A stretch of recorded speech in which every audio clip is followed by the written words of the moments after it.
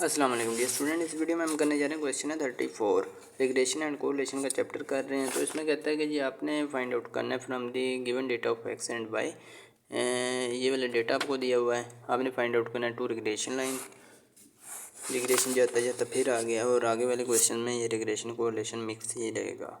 ठीक है, तो X on Y, Y on X, दो रिग्रेशन लाइन फाइंड आउट आपने करनी है, Y on X and X on Y की। ठीक है, मैं इस साइड पे वाई ऑन एक्स करूँगा, इस साइड पे एक्स ऑन वाई, दोनों साथ साथ लेके चलूँगा। अब रिग्रेशन के लिए हमें दोनों कोएफिशिएंट चाहिए, बी वाई ऑन एक्स का भी, एक्स ऑन वाई का भी। चलिए इनको हम फाइंड आउट कर लेते हैं, बी वाई ऑन एक्स। इसका फार्मूला बिल्कुल सेम ही रहेगा, बट इसमें क्योंकि कोरिलेशन है, ये ओनली रिग्रेशन है, तो रिग्रेशन के लिए इसका कोरिस्पोंड फार्मूला हम यूज़ करेंगे। ये मैंने इसी चैप्टर के क्वेश्चन नंबर सेकंड थर्ड में बताया होगा आपको ना, इसके सारे फार्मूलाज, वो आपने देखा होगा तो आपको पता होगा, नहीं देखा तो प्लीज़ उसको लाजमी देख लें, इसकी बेस वहाँ से बनेगी। इसमें ये फार्मूला इसका यूज़ होना है, x minus X bar into Y minus Y बार। ऊपर सेम ही फंडा यूज़ होगा, नीचे वाले में चेंजिंग आएगी। ठीक है,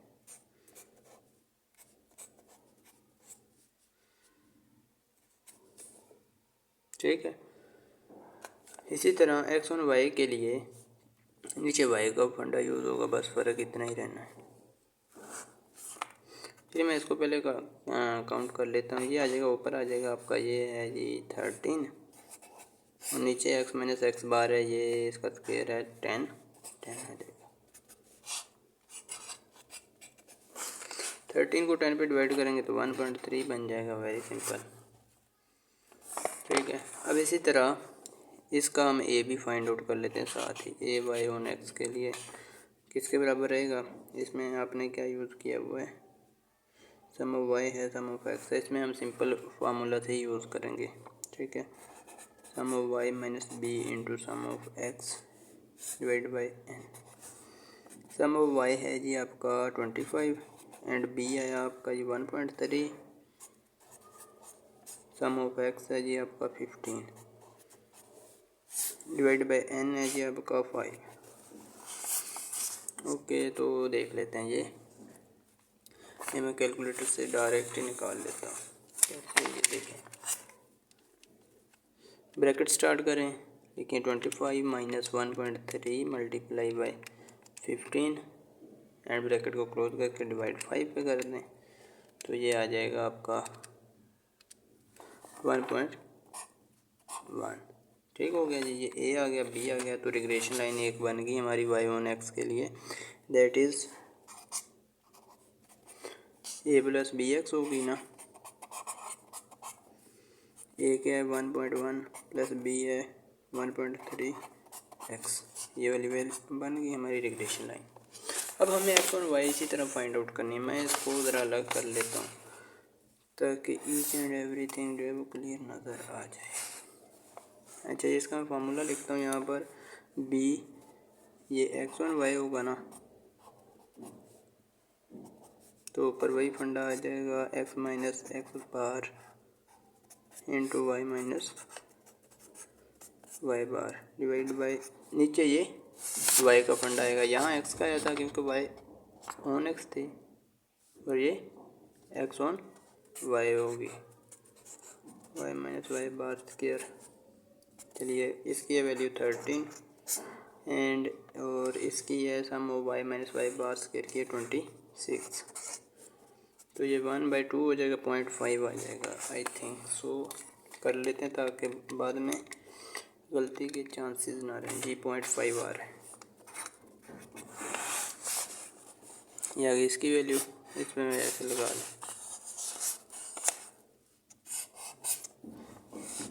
ठीक है, क्योंकि ये मेन वैल्यूज़ जो हैं उन पे आप इस तरह डिब्बा लगा लें तो ज़्यादा बेटर लगेगा, देखने वाला जो एग्जामिनर है ना उसको पता चल जाएगा अच्छा मेन यहाँ पे आगे ख़त्म हुआ है। ठीक है, एक इस स्टेप के नंबर होते हैं, दूसरा वैल्यू एंटर करने के होते हैं, एक फार्मूला के, दूसरा वैल्यू एंटर करने के, तीसरा आंसर के होते हैं। ठीक है, और चौथा जो नंबर होता है वो आपका डेटा को तरतीब से लिखने का होता है। अक्सर आपको डेटा इस तरह से दिया होता है, this sum of the values of Y series this ठीक है, तो आपको ये खुद लगाना पड़ता है। वहाँ सिर्फ इबारत लिखी होती है, जिस तरह क्वेश्चन नंबर मेरा ख्याल इससे पहले हमने किया 27 है, 29 है या 30 है, ठीक है, 30 था, 31 था, इस तरह था, उसमें ये डेटा दिया हुआ था। बल्कि क्वेश्चन नंबर 26 में जी, क्वेश्चन नंबर 26 था। अभी ये भी निकाल लेंगे, ए एक्स ऑन वाई के लिए फाइंड आउट करना है ना, ये वाई ऑन एक्स था, ये करना है एक्स ऑन वाई के लिए। ये किसके बराबर होगा, sum of X minus B into sum of Y divide by N.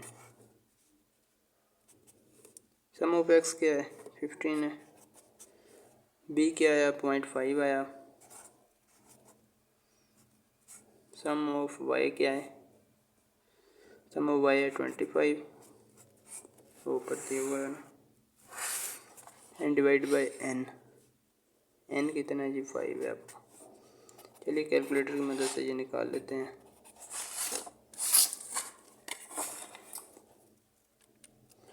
Fifteen minus 0.5 multiply by 25 divide by 5, तो ये आ रहा है 0.5।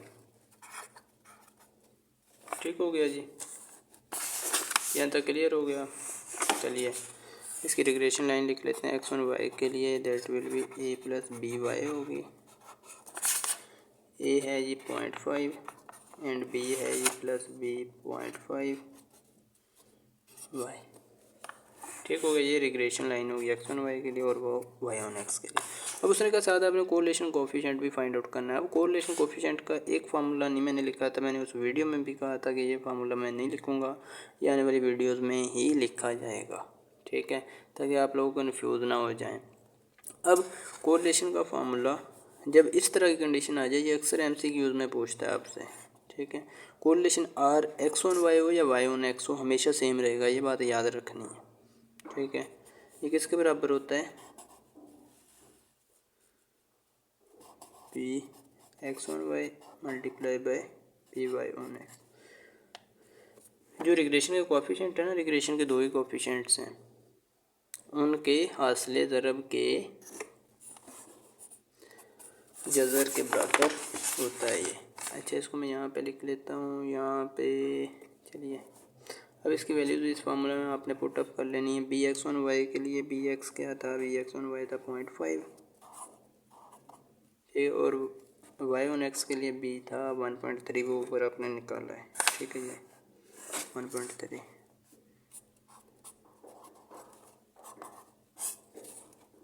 इनको मल्टीप्लाई करके इसका स्क्वायर रूट ले लेंगे तो आपका कोरिलेशन कोफिशिएंट का आंसर आ जाएगा, that will be round about, करके मैं देख लेता हूँ, आपको बता देता हूँ। स्क्वायर रूट ऑफ, और स्क्वायर रूट में आपने ब्रैकेट लाजमी लगानी है, ठीक है, क्योंकि इससे आपकी आदत भी बन जाएगी और आने वाले क्वेश्चंस गलत भी नहीं होंगे। इसकी क्या वजह है मैंने ऑलरेडी क्वेश्चंस में बताई है, मैं आपको एक बार फिर भी बता देता हूँ। ये 0.806 आ रहा है, उम्मीद है आप लोगों का भी यही आ रहा होगा। अगर इसको 2 डिजिट तक फिक्स कर लें तो 0.81 बन जाएगा, ठीक है।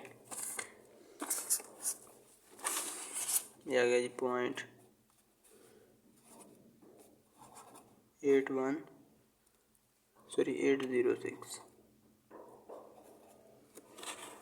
ठीक हो गया जी। चलिए अब ये क्यों गलत आता है मैं आपको बताता हूँ। ये ना स्क्वायर रूट में कैलकुलेटर पहले इनको आपस में इनका स्क्वायर रूट ले लेता है, बाद में मल्टीप्लाई करता है, वो कि गलत बात है, ठीक है। तो ब्रैकेट इसलिए लगाते हैं ताकि पहले मल्टीप्लिकेशन हो जाए, बाद में स्क्वायर रूट ले, ठीक है।